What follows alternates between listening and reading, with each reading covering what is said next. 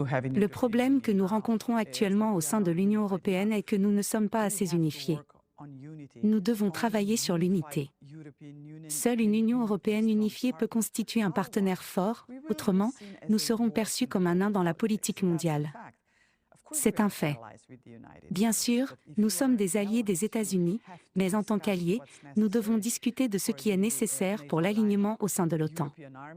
L'armée européenne est le sujet de discussion sur la table, mais je considère toujours l'OTAN comme l'alliance qui peut nous assurer la paix au sein de l'Union européenne. C'est ce que je souhaite du fond du cœur, la paix et la paix. Tous les hommes politiques de cette planète devraient travailler dans ce sens, mais je suis très inquiète de ce qui se passe en ce moment. Et je voudrais insister sur une chose. Si nous négocions la paix en Ukraine, pensez-vous vraiment que les négociations de paix ne peuvent avoir lieu qu'entre les États-Unis d'Amérique et la Russie, sans que l'Union européenne ou l'Europe ne soient impliquées? Ou pire encore, sans que l'Ukraine n'y prenne part?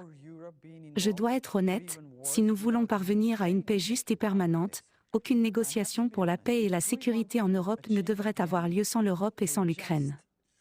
Comment cela va-t-il se terminer? C'est probablement une question à $1 million pour l'instant.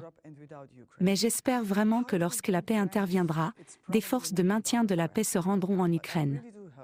Et la vision de la Slovénie est que ces forces de maintien de la paix devraient être mandatées par les Nations Unies.